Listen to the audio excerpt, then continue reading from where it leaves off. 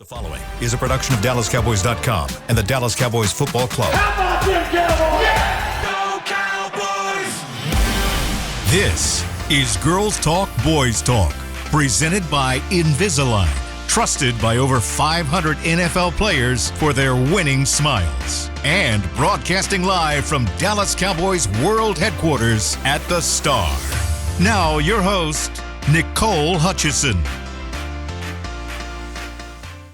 Good morning, Cowboys Nation. Welcome into Girls Talk, Boys Talk, presented by Invisalign here in the SWBC studio. I'm Nicole Hutchison alongside Brianna Aldridge, Christy Scales, Aisha Morrison. Ladies, we finally got NFL football back and the Cowboys back. Unfortunately, the Cowboys falling to the Eagles in week one. A close ball game pretty much all night, but I mean, there were some mistakes, a lot of opportunities left on the field. And you talk about Dak Prescott, first game back since November. A lot of storylines, defensive line, of course, some struggles there. But, Christy, I'm just going to start with you. You were on the sidelines. The team, obviously, they felt coming in, they had a lot of confidence, right? But they did, yeah. Great atmosphere. And a lot of swagger from the offensive line, especially the young guys on the offensive line. Absolutely love that. Atmosphere was charged. It's exactly what the league wanted for this season opener.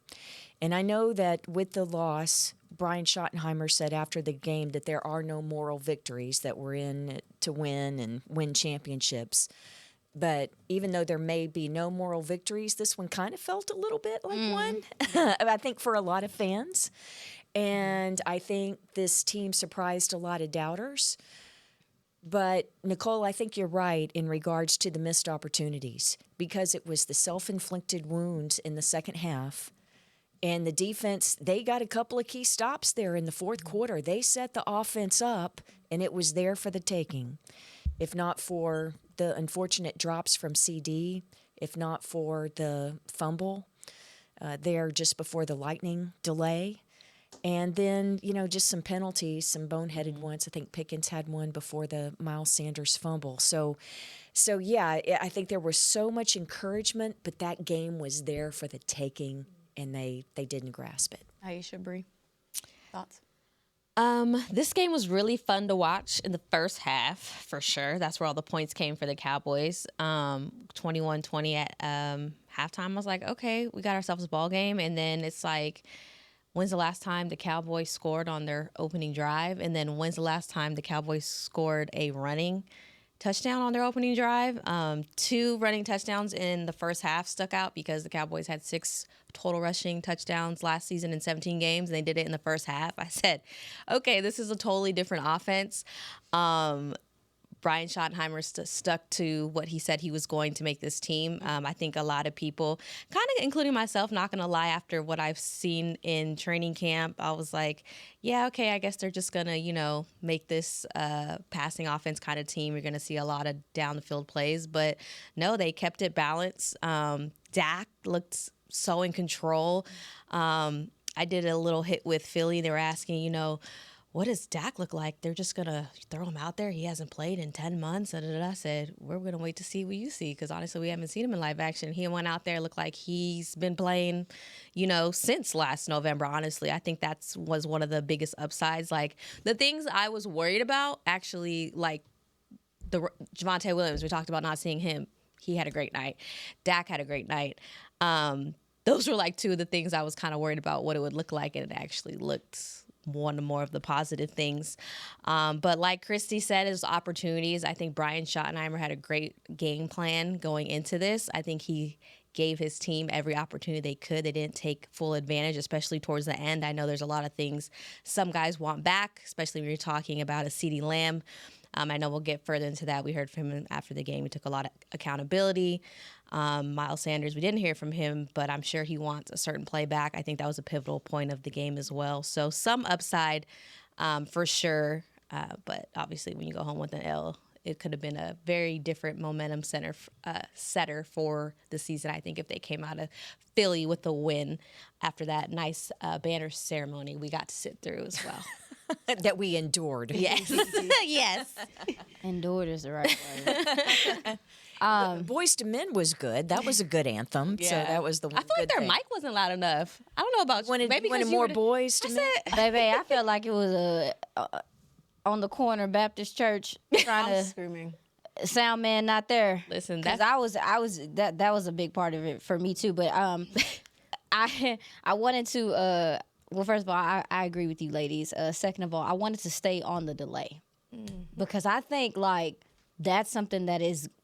We sat through the delay. I know y'all sat through the delay in real life, and obviously, but the Cowboys players. I didn't get a chance to listen to any of their interviews, particularly after the game. I know that Shoddy, because he is a head coach, was like, "We not using that as an excuse," and I liked his energy. But I went and listened to them Philly players in the locker room, and they was like, "Yeah, man, we couldn't get in the rhythm anymore." It just felt like I think that. It's kind of being understated what it's like for those guys to go out there and to not play for an hour and what the mental place they have to stay in. And we saw it was only 3 points scored on offense from either team after that. So I do think that it played a role. It also gave each team a little bit more time to make some extra adjustments that maybe they wouldn't be able to make before. So I think that played a role in the second half being kind of a slow start for both sides. But I will say that I do think that Philly just knows how to finish. And that is a skill. That's a skill. I think learning how to finish games, being poised in those moments, making those plays when they're there. The Dallas defense did everything that they needed to do, made some key adjustments in the second half. I'm sure we'll get into those a little bit more. And they gave that offense a chance, and they could not finish. And that's the end of it. Now, I will say, with what Christy said, there's a whole bunch I'm encouraged by. There's a whole bunch of things that, as someone that is still learning, I feel like I was able this off season was looking at and was like, I think this interior should be able to move people off the ball. I believe this. But we got to see and I think I want to remind everybody. This is the first time that we saw this offensive line all together. This is the first time we've seen this offense operate all together. This is the first time this defense is actually tackling humans, because there was a lot of missed tackles, and you could tell. This is also conditioning, because people was huffing and puffing and hands on your knees. Leaning over. Yeah. It was humid. Yeah. It was humid. It's so there's so many factors that play into game one, week one, things like that. But there's so many positives to take from this game, things you can really build off of. And I do think Cowboys Nation should be encouraged by the changes that you see within this team. So that's my opening monologue for you guys. May I share a funny from during the Please. Make us laugh. delay? Well, I know that not everybody gets to hear the sideline reports during the radio broadcast. So during the hour-long delay, I think it was an hour and 5 minutes, and there's no food in the locker room. So I'm told that there are a couple of Eagles players that have left the locker room and are going to the club areas with the fans and the VIP guests asking if there's any food, because people are hungry. Yeah. And shortly thereafter, to both locker rooms were delivered. Would y'all like to take a guess as to what was delivered? Sandwiches. Uncrustables. Uncrustables. Those they that girl. Yeah. So the Uncrustables were delivered, Uncrustables. and both peanut.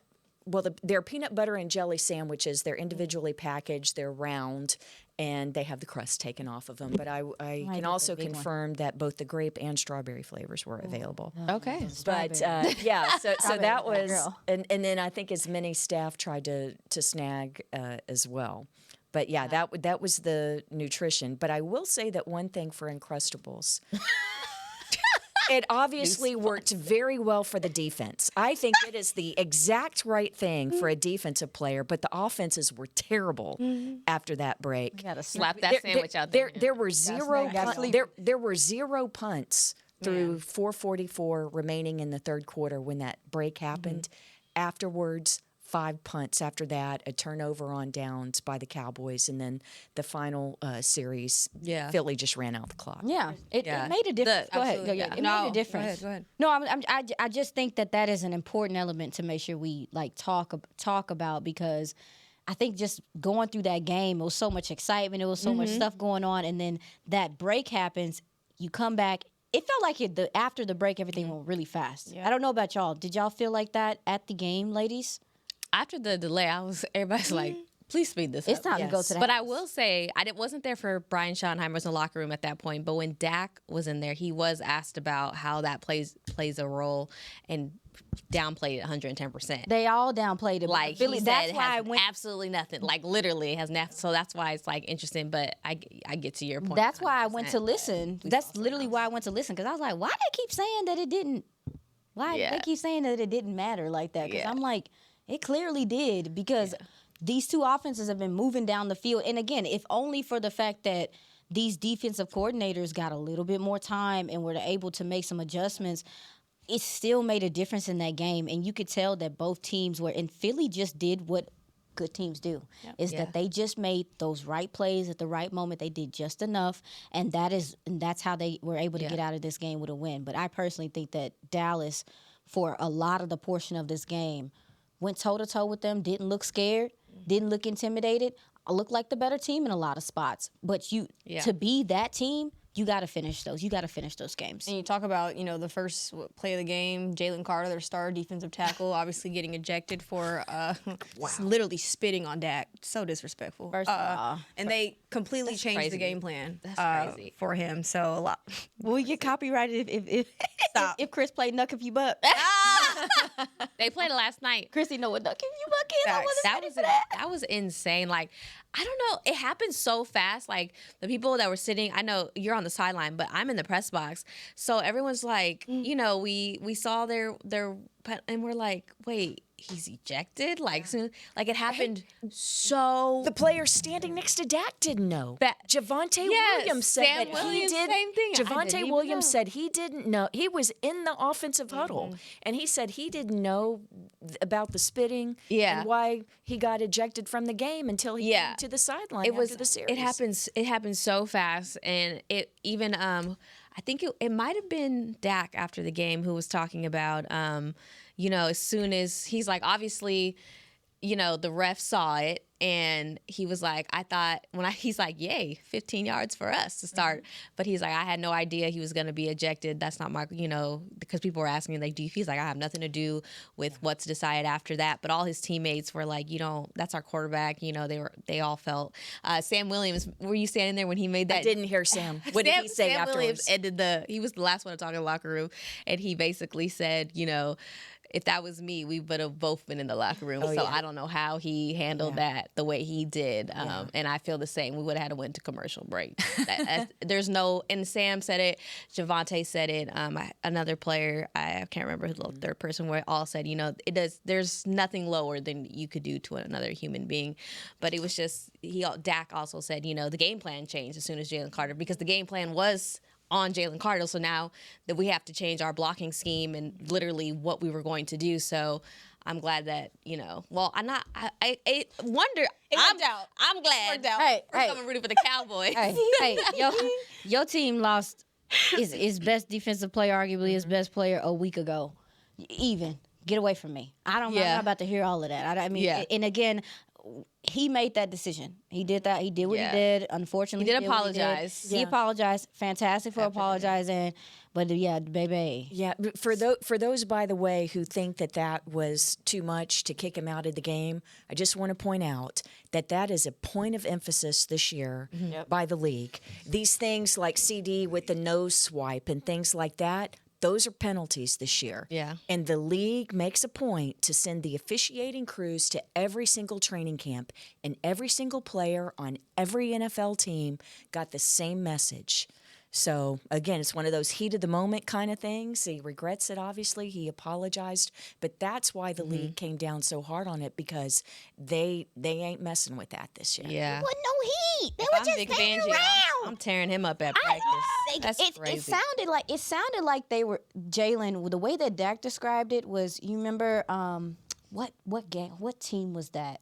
That was kind of walking through. San Francisco would walk through the field goal attempts in pregame. It kind of sounded like Stadium. Jalen sounded, from how Dak described it, sounded like Jalen was kind of trying to intimidate Booker a little bit, just kind of trying to get. Oh yeah, 100%. And Dak was like, what you messing with this nugget for? And I do think that if more players realized what happened, it might have been an earlier squabble. Oh, yeah. I think I do. I believe that if more players realized what happened earlier, they might have been out there. Yeah. Hey, that was a very chippy game. Yeah. It really was. Oh, they See don't like Baby each other. Maris? Okay. They don't like each other. I don't like them either. Listen, respectfully, we don't like you either. I hate you. That's crazy. All right, we're going to take our first break here on Girls Talk, Boys Talk and break down more of the Cowboys Eagles Week 1 showdown, I like to call it, up next year on the show. Wake up! When you're on the field, you know what it takes to lead your team and play with confidence. But that confidence shouldn't just stop at game time. It should follow you off the field, too. Join over 500 NFL players who trust Invisalign, the #1 doctor-recommended clear aligner brand.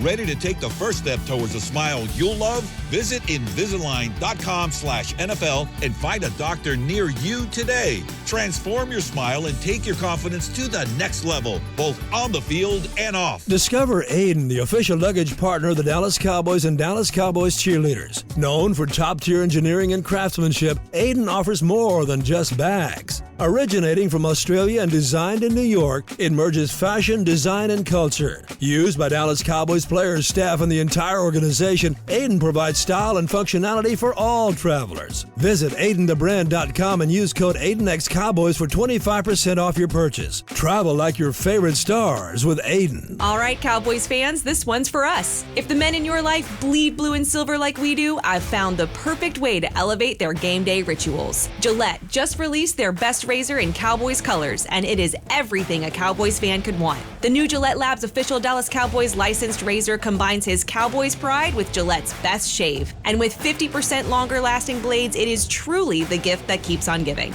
Get it while you can at Gillette.com/NFL. Gillette's best shave is also available as heated. How does the cheerleader's hair always look so perfect? We asked, and they shared one of their biggest beauty secrets. If you want hair like theirs and confidence to match, use Babyliss Pro styling tools. The Dallas Cowboys cheerleaders use Babyliss Pro curling irons to get those perfect game day curls. To get the hair you see on the cheerleaders, head to BabylissPro.com. Use the code Cowboys20 for 20% off Babyliss Pro tools, the official styling tools of the Dallas Cowboys cheerleaders. Get the discount while it lasts. Offer may be withdrawn at any time at advertiser's discretion.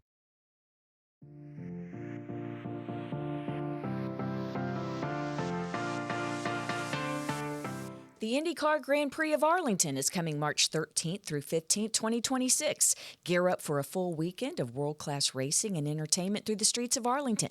Tickets are available now at SeatGeek.com. Woo! Welcome to Girls Talk, Boys Talk, presented by Invisalign here in the SWBC studio. I do want to make sure we do touch on this run game. You know, Chris was talking about the Uncrustables. Well, they're even better when they're warmed up. You know who got better as he warmed up? Lord. This Devontae Williams. That's I'm a sorry, good I one. had to- That's good. Nice little. good. Oh, okay. Okay. Gonna do that? All right, bet. Anyways. I heard it. Yeah, I heard it. balanced offense is, you know, what Shotty had a goal or vision of. You look at the rushing yards, 119 on the ground, 188. I mean, you couldn't have asked for something better than that. But, I mean, unfortunately, the Cowboys still not able to get the job done. But we should take a chance or take a moment, talk about Javonte Williams, this offensive line, and how they were able to get to the second level and create some opportunities. Aisha, what you got? Oh man. Well, first of all, it started up front for me. The as advertised, the motions and some of the stuff that they did with Kevontae Turpin early in that game really opened y'all. These rush lanes was some big rush lanes. Yeah. They were pulling Terrence Steele and Booker around the formation. Those guys, and I think that's why I was excited about the run game, is that I felt like Clayton Adams and those guys, you know, would really put together a plan that made sense for what that offensive line could do. But with Javonte Williams, Clayton Adams talked about him when they talked to the coordinators earlier this week, and there was an excitement to him. I felt like his body language changed talking about him. And coming into this game, y'all, if you kept your ears low to the ground, so many people were just like, I don't think Dallas going to be able to run the ball. I said, where do y'all get that from? To me, I kept in my mind thinking, like, where are y'all coming up with this? We haven't seen enough to know. And there's nothing wrong with being skeptical about the running back room. I think they still got a lot to prove. But I was more confident in Javonte Williams based off of the way the coaches was. They was like, this is our guy. We're going to bubble wrap him. He's going to be fine. He put his foot in the ground yesterday, dipped his shoulder, showed some physicality, and was fantastic in pass protection. I think that this is something to really build off of for him. And this is, 2 years removed from the ACL? This is the time in which that you would think that he would start getting his legs under him. I was impressed by his explosiveness as well when he needed to use it. So for me, I do think that him coming out yesterday should instill a little bit more confidence in people from the running back room and running back perspective, but it really started up front with that offensive line and those tight ends blocking on the outside. Yeah, I agree. In addition to the O-line, overall, it was good blocking, as an entire unit. But the word that I most agree with you with when it comes to Javonte himself is the physicality. Because just from field level, what you can see What did y'all feel is the yards after contact. He was constantly moving forward. A 3-yard run became a 6-yard run. A 4-yard run was a 9-yard run. That one that was 11 yards, I guess, all the way down to the 1-yard line. He was moving that pile. He was moving the pile, and then he got some help. So very, very impressive. But there have been so many games in recent Cowboys history where you're not getting the yards after contact, where you're going the other way. It's the other team that's getting the yards after contact in the running game, not yards after catch in the passing game. But that's what impressed me the most with Javonte. What about you, Yeah. Bree? I mean, a lot of what you got, 100%, Aisha, it all starts up front. I like what the wall of Tylers are going to look like this season. That's catchy. Come on. Very happy Trademark. Tyler got, it was like, okay, when I saw Guyton go in there, I was keeping an eye on him. And I don't know if you saw the viral play. Please, y'all. Oh my God. Maybe we don't need to draw no more attention to it. Oh my God, it was so funny. No, I have to share because I was in there laughing by myself during the delay because you remember when the offseason when Guyton was punching in the rain? Somebody put that. I know you know what play I'm talking about. We had a little mini left hook in there. But Guyton was locked in, and then I saw, before I went to sleep this morning, I saw Tyler Booker in his NFL debut gave up no pressures. Shout out to the rookie.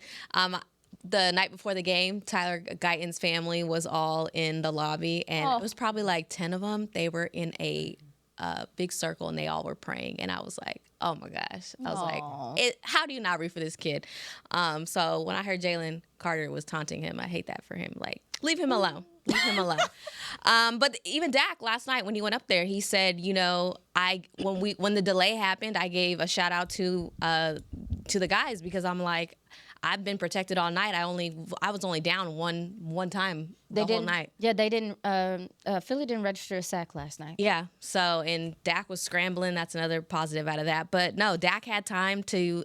That's why he looked to me as calm as he did in a lot of those situations, able to get out of the pocket, scramble, get some yards as well. Javonte Williams, like I said from the beginning, he was I don't want to say a surprise. You just didn't know. Like you said, we didn't know. Like we were hoping, and the hope, it's looking promising because in the press box every time Javonte Williams, to Christy's point, they're like, he's still going?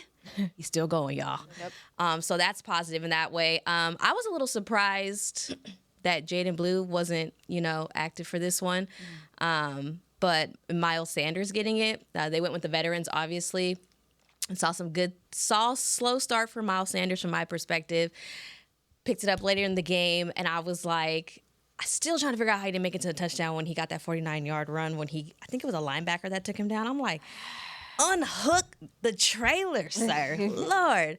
But he had the longest run for both teams at that point, and then in that same offensive drive, he fumbles it, and it kind of negates everything. And then the man had to go think about it for an hour and 5 minutes because there was a delay. So some good and some bad obviously comes from that, wondering how they're looking at that going forward, when the rookie gets his opportunity. And it could have just been for this game plan. For Blue, may I, Yes. in regards to Blue? Yes. So if I may share the thinking on that. Thank you. Reasoning. Please. So Please. it all has to do with special teams. Yeah. There were 2 players, rookies, that people were excited about that were inactive, coaches' decisions. In addition to Jaden Blue, it was rookie linebacker Shamar James. Mm-hmm. In their place on the active roster were the 2 guys elevated from the practice squad, Ryan Flournoy and Buddy Johnson, the linebacker, veteran linebacker. And it's because they can be more productive on special teams at this point of the season and then this point of the career of the rookies. Flournoy is your gunner opposite CJ Goodwin. He is and he's playing all the teams, but gunner is a very important position. He also, by elevating him, you had 5 available wide receivers. Buddy Johnson for Shamar James. Again, that's just a thing where Buddy has more experience doing it, and so they went with the experience, and it purely had to do with special teams. That makes sense. Yeah. I was just like, But so many people were disappointed. Yeah. Because, we've been hearing so many great things. There are a lot of Texas Longhorns fans Oh, yeah. out there that saw what Jaden could do.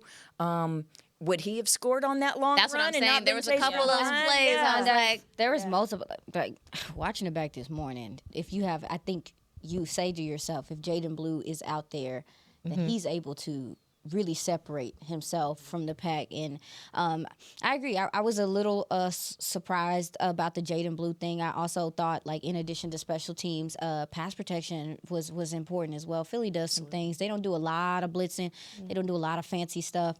But when they do, it's effective, and you do want this is a hostile environment, first game of the season. I think it puts a lot on a rookie to go out there and have to have that responsibility as well. So I think that played a role in that decision too. Do y'all think that, obviously, we hadn't seen this offensive line play together throughout the preseason, right? First time them playing together as a collective.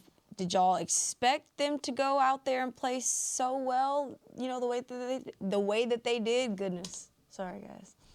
Yes, no, maybe so. I did not. I was pleasantly surprised. And how much of it was Carter getting ejected before the first play from scrimmage? I don't know. You can't really quantify that. And who cares? It's anybody who's out there that doesn't spit on someone and get themselves ejected. Yeah, he did. I mean, the game's the game. The game's the game. You can only play the person who's in front of you and win your one-on-one battles. But I was not expecting over 5 yards a carry, and no sacks. Not against that Vic Fangio defense with a really stout offensive line. Defensive line. So, thumbs. Yeah. What would Jerry say? Jerry would say the arrow's pointing up. Yeah. I'm not gonna say that I expected anything, but I'm gonna follow the track record of their coaches, and they have some fantastic coaches when it comes to run game coordinating and things like that. And what stood out to me, and maybe this doesn't make sense to y'all, but it made sense to me, watching in preseason, and it wasn't always pretty, but there were spots in preseason where the twos, like the backup offensive linemen, looked very together on their double teams and getting upfield and just communication and stuff. And for some reason, that made me feel confident. Like it did watching the preseason games, because I'm thinking that's how it worked in the military, is that whatever your last soldier was is what you were. And so if the second team is playing efficiently and their communication looks good, their double teams are clean, their exchanges are clean, then to me it made me feel like, okay, well, I would expect the first team to be like that. But I feel like the strength of this team, this offensive line, is this interior.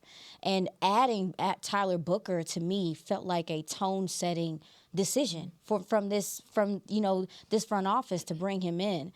And again, looking at the track record of the coaches that are here now in handling that side of things, the way in which they like to run the ball, the efficiency in which they are able to run the ball, I thought that this offensive line was going to be able to move people off the ball. Maybe that was just me guessing. And so it was cool to actually see it come to fruition. I do think there are still things they have to build upon. You mentioned Tyler Booker. He had some rookie uglies in there as the game got a little later in the game.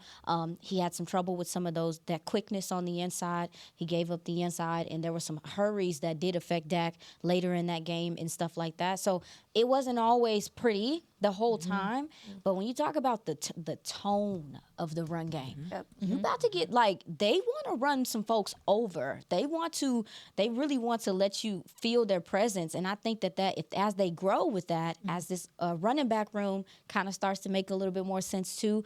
Maybe they'll be able to lean on people, how we see Philly lean on people, how we see the Ravens lean on people. Maybe this is a fantastic starting place for this young offensive line as they just continue to grow, because it's one of the youngest in the NFL, if I'm not mistaken, correct? Correct. Yeah. Yeah. So that's how I feel about it. Awesome. Goodness gracious today. Sorry. Offensive line. Okay. That's fine. I'm here for you. Good morning. Offensive line, obviously, still room for improvement, but a lot of good from the youngins. But defensive line, there was quite some struggles in terms of pass rush. Of course, you have to mention it. No Michael Parsons, so no guaranteed pass rush there. But, you have to talk about the fact that in terms of stopping the run, Saquon Barkley, a 2,000-yard rusher last year, they held him to 60 yards. So some positives there, but Absolutely. what'd y'all like from that defensive line? Christy, I'll start with you. And The the difference in the game was Jalen Hurts' legs, and when he would break contain, and I don't just mean the tush push and converting the third downs and things like that, but he nearly broke Sanborn's ankles late in that game, didn't he? Just juking people and there'd be great coverage, right? And there was some pressure, but they just couldn't finish it, right? And only one sack in the game, right, Sam? So, obviously room for improvement, but I don't think it's the disaster that some critics were predicting after the trade of Micah. Absolutely not. As far as the defensive line, I feel like earlier in that game they were losing contain, and that was something that Eberflus talked about earlier in the week. Is staying in the cup and making sure that these guys rush contain, and we saw a lot of runs break into the outside. I think the edges struggled early in that game. Ezeraku got manned a couple times. Buddy. Oh my goodness. Yeah, and we'll talk Welcome about to the him. NFL. Yeah. Welcome to the NFL. It's not a criticism. It's just we Jordan knew it was Mailata. coming. Yeah. And I just want to remind, this is one of the best offensive lines, maybe the best offensive line in football. Secondary to that, the tackle group is by far top 3 in the NFL, if it's even close. So Philly also too, I want to say in reference to the pressures, Philly did go quick game early in that game as well, and I think that played a role. Christy, you mentioned that the coverage was fantastic on the back end. Yeah. I know we're going to get to that, but that is a big reason why Jalen was having a run. Oh, yeah. Is that Absolutely. he didn't have nowhere to go going throw to. downfield. Now, one of the questions that I posed earlier this week, we were talking about it, ladies, was I wondered if Dallas was going to allocate a spy. We did see that a little later in the game from the safety position. However, I do think that Diggs being on the pitch count, Elam, they're still trying to get a feel for what he is, stuff like that. There has to be confidence in that. And because once you have a spy, just like the same way when you have a one corner follow someone, it changes the picture for everyone else. And so I think that's something that maybe the next time they play, we might see a little bit more. Eberflus also has to adjust to Jalen Hurts. Sure. He has to adjust to, how he plays the game. So for me, I thought that the defensive line, as they needed to, especially late in that game, man, Kenny Clark, the difference that he makes in the interior of that defensive line. Also, Odigizua was drawing double teams, and that allowed Kenny Clark to operate freely and let some of those linebackers do some things, filling in the run, the safeties as well. So I do think as the game went on, the defensive line was able to settle down. They found some they really were trying to avoid Philly being able to double team them. So you saw them in a lot of 5-man fronts, and what that means is that they're lining their edges out wide, so you can't get to them as much and get up on them for double teams. I thought the defensive line settled in. Marshawn Nealon had a really good night to me, and I believe that he is on an upward track. Really stepping in where he left off last year before that knee injury. He's going to be essential moving forward for what you want to do.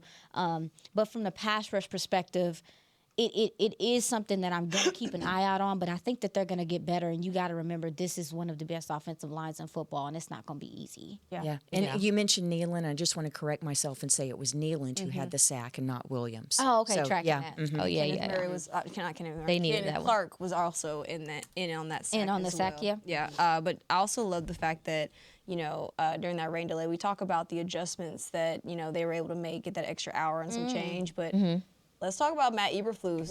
I think it was back-to-back corner blitzes with Trayvon Diggs, but he missed the sack. And then Deron Bland. missed. From the opposite side. One came from the left and the next one came from the right. That's what happened when that's what happened when you ain't tackled, though. That's what Yeah. happens when your body is not used to going game speed. And that's why I was like, dang.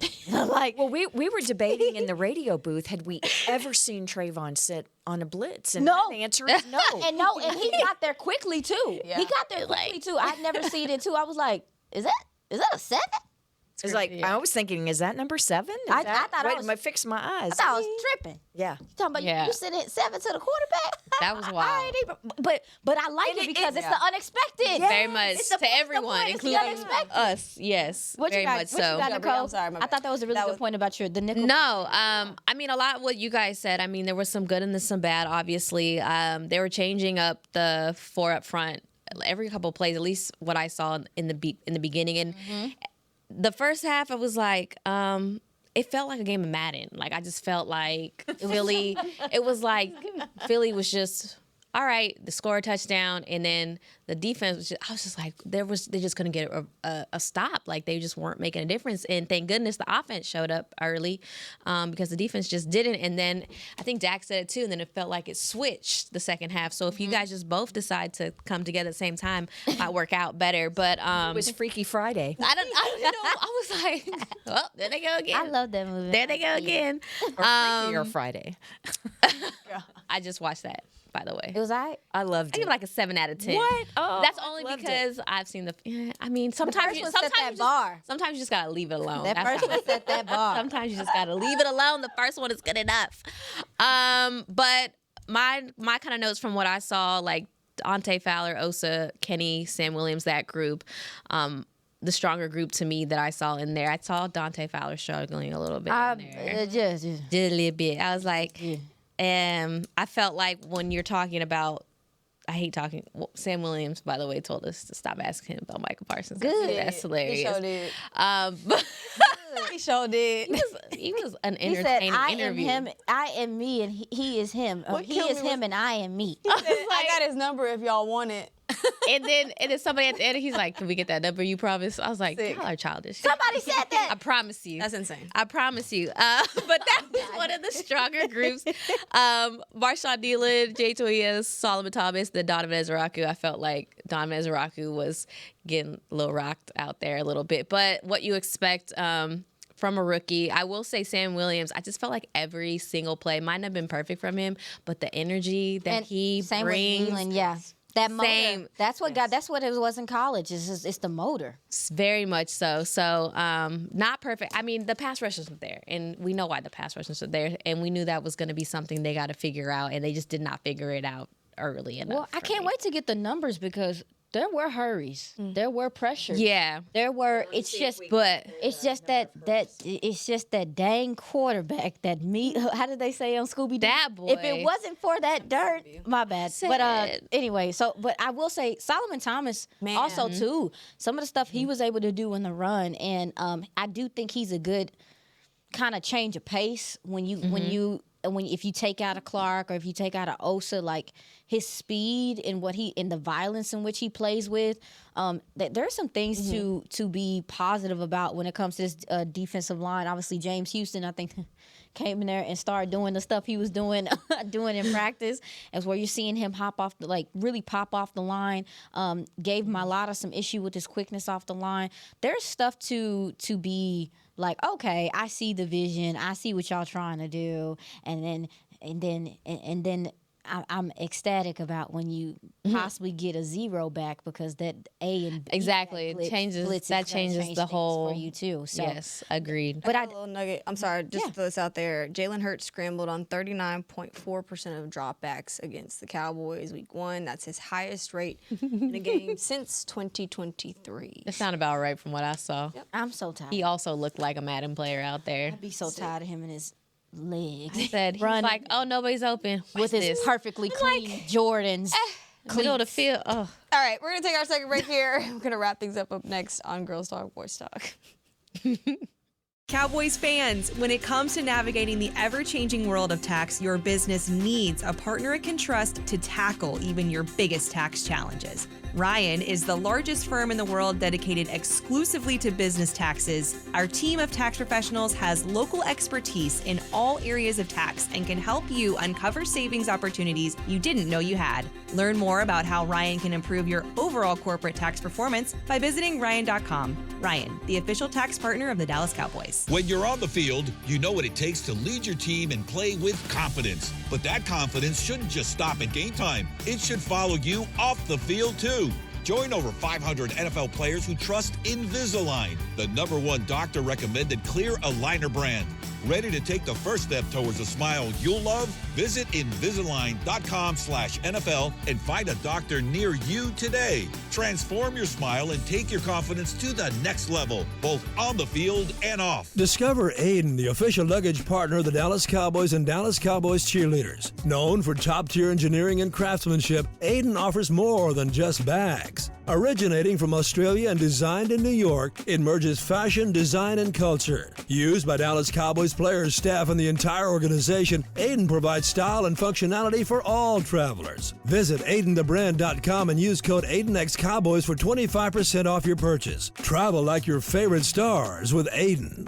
How does the cheerleader's hair always look so perfect? We asked, and they shared one of their biggest beauty secrets. If you want hair like theirs and confidence to match, use Babyliss Pro styling tools. The Dallas Cowboys cheerleaders use Babyliss Pro curling irons to get those perfect game day curls. To get the hair you see on the cheerleaders, head to BabylissPro.com. Use the code Cowboys20 for 20% off Babyliss Pro tools, the official styling tools of the Dallas Cowboys cheerleaders. Get the discount while it lasts. Offer may be withdrawn at any time at advertiser's discretion.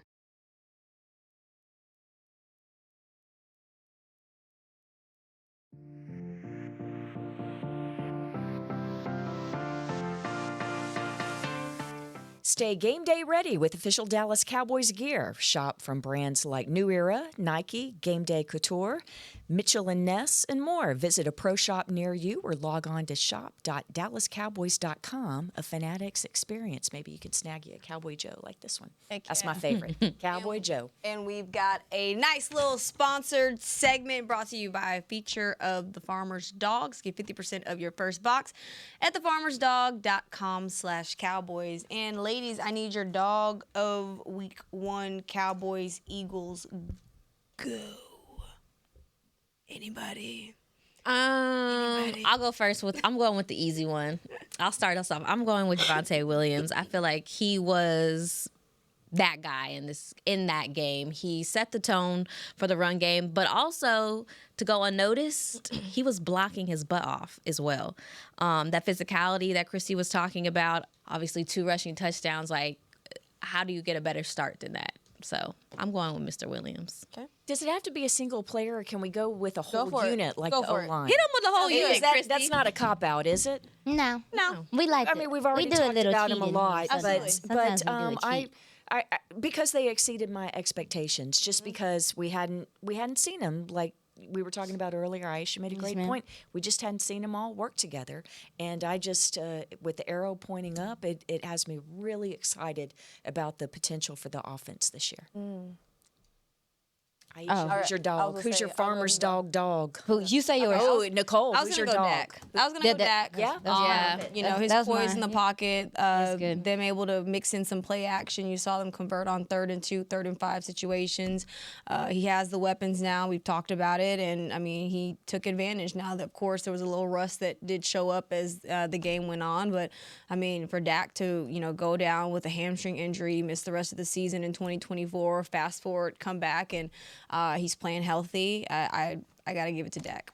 Yeah, and to add on to that really quickly, I do think what Fangio decided to do, he was like, this man got too much time back there. Fangio's not a blitzer, y'all.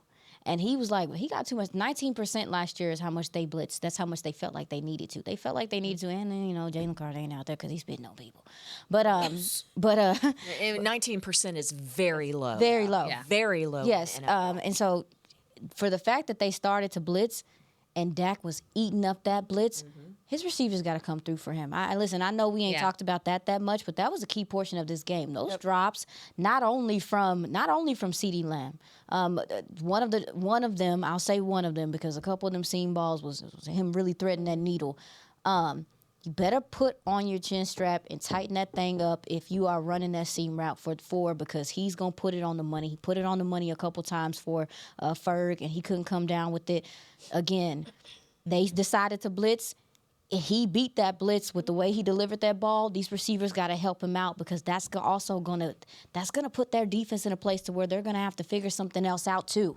Yeah, you can't those just keep small blitzing. plays. Yes, those small things matter for respect.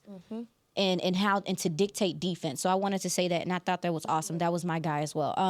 I'm going to say that the dog of the game for me, Barnacles. Who's a big dog? Okay, he maybe don't count, and hopefully we can see him come out the cage a little bit more next week. But Maris Leofau.